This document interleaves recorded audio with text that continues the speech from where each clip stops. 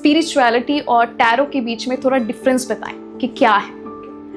पहली बात तो मैं आपको ये चीज़ बोलूँगी कि स्पिरिचुअलिटी एक बहुत अम्ब्रेला, बहुत बड़ी टर्म है, अम्ब्रेला टर्म है। उसके नीचे टैरो रीडिंग आती है। ओके, ठीक है। तो जैसे स्पिरिचुअलिटी यूनिवर्स मैंने भी आपको समझाया, तो स्पिरिचुअलिटी एक बहुत ही ऐसा कंसेप्ट है जिसके बारे में लोगों को नहीं पता। जी। ऑनेस्टली स्पीकिंग मुझे भी नहीं पता, बिकॉज आप स्पिरिचुअलिटी को समझा नहीं सकते हो, इसकी कोई डेफिनेशन नहीं है, आप इसे एक्सपीरियंस करते हो in your ways. Right. For example मैं अपनी सिस्टर का एग्जाम्पल लेती हूँ। शी यूज्ड टू राइट कि मुझे एक फीमेल डॉग अडॉप्ट करना है। ओके, ठीक है। हाँ.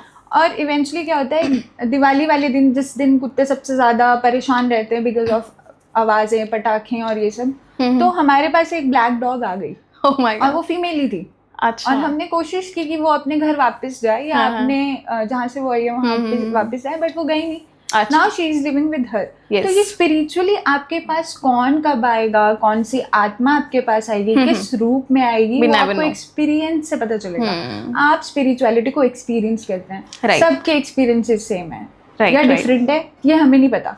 वन थिंग मोर, स्पिरिचुअलिटी में क्या होता है कि एक आप साधक से पूछो तो उसे मेडिटेट करना, शांति में रहना, राइट, और अपना साधना कंप्लीट करना, वो उसका एक मेन एम है, वो उसके लिए स्पिरिचुअलिटी है। ऑन द अदर हैंड एक पिता है, उनके 3 बच्चे हैं, वो उनकी जरूरतें पूरी कर रहे हैं और उसमें इंटेंशन बहुत प्योर है उनकी। वो नहीं चाहते कि उनके वो कुछ किसी का भला ना करें या कुछ ऐसा खराब कर दें, है ना। वो सब चीजें ना रख के उनकी इंटेंशन इतनी प्योर है, वो भी एक स्पिरिचुअलिटी है। तो आप कैसे एक्सपीरियंस करते हो स्पिरिचुअलिटी को, या आपकी क्या डेफिनेशन है, ये बहुत अलग चीज है। सो इसी के साथ जैसे आपने स्पिरिचुअलिटी के बारे में बताया है ना, तो इसमें बहुत गहराई है जिसमें आप नहीं जा सकते, है ना। तो इसी के साथ आप हमें टैरो के बारे में भी बताएं कि टैरो रीडिंग क्यों हमारी लाइफ में इम्पोर्टेंट है, क्योंकि आजकल की जो जनरेशन है वो सबसे ज़्यादा टैरो कार्ड में बिलीव करते हैं, राइट। क्योंकि उसमें I think present energies feel होती है ना। तो उसके बारे में थोड़ा बताओ आप। तो स्पिरिचुअलिटी एक बहुत बड़ा समंदर है, वो एक अम्ब्रेला टर्म है जैसे मैंने बताया। उसके अंडर बहुत सारी मोडालिटीज हैं, जैसे कि tarot card reading, astrology, numerology और बहुत सारी चीजें, जैसे कि पास्ट लाइफ रिग्रेशन और बहुत सारी चीजें हैं जो हम अभी यहाँ पे गिनवा भी नहीं सकते।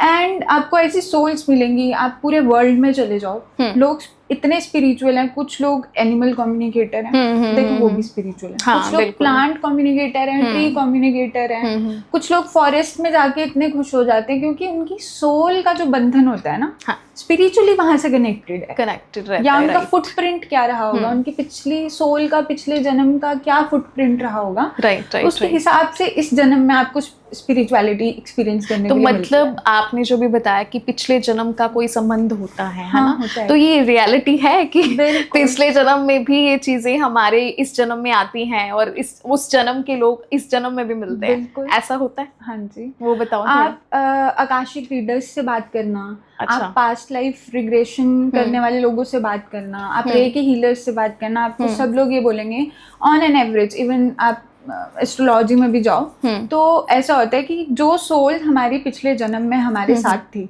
वही सोल इस जन्म में भी हमारे साथ होती है। वो अलग अलग रिश्तों में, बस अलग अलग रूप और रिश्ते होते हैं, based on your Karma, based on आपने क्या उनके साथ कैसा व्यवहार किया है। राइट। तो वो हमें पता चलता है एस्ट्रोलॉजी में कि फॉर एग्जाम्पल 8वां घर होता है जी, वो इन लॉज का होता है।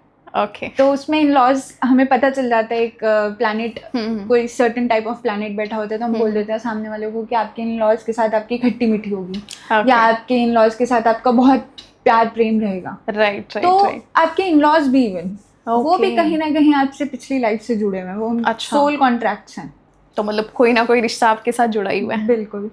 और रही बात टैरो कार्ड रीडिंग की, हाँ, बहुत सारे जेंजी हैं और सारे लोग ये बोलते हैं कि प्लीज मुझे बता दीजिए मेरा जो जिसके साथ मैं अभी रिलेशनशिप में हूँ, या मैं जो करियर ऑप्शन चूज कर रहा हूँ मेरे लिए सही है या नहीं। सबसे पहली बात तो जेंजी बहुत ही ज्यादा अवेयर है, they know too much and that's good, but वही है कि आप ओवर कॉन्फिडेंस में आके कुछ गलत ना कर दो, राइट, है ना। और अपने प्रेजेंट मोमेंट में रहकर आप क्या डिसीजन नहीं ले पा रहे हो, ऐसे डिसाइसिव टूल्स होते हैं, उसमें से एक टैरो है।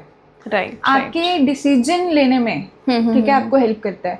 क्योंकि जनरली लोगों का प्रेजेंट मोमेंट क्या है, वो कैसे सिचुएशन को देख रहे हैं, वो हमें टैरो डेक में जब हम सामने रखते हैं पत्ते, तो वो सामने समझ में आ जाता है कि सामने वाले के दिमाग में क्या डिलेमा चल रहा है, वो किस चीज से जूझ रहा है। तो हम वहाँ पे एक क्लैरिटी देने के लिए, एक पर्सपेक्टिव देने के लिए इंट्यूशन बेस्ड रीडिंग करते हैं। राइट। और जो हमारे जो पर्सन होते हैं जो सामने रीडिंग ले रहे होते हैं, वो हमें वैसे क्वेश्चंस पूछते हैं कि मान लो मुझे आज ये अपॉर्चुनिटी मिल रही है, मुझे ग्रैब करनी चाहिए या फिर should I wait for some time. तो वो सब चीजें टैरो से हम बहुत आराम से कर सकते हैं, पता कर सकते हैं। क्लैरिटी गिवर होता है टैरो। जी।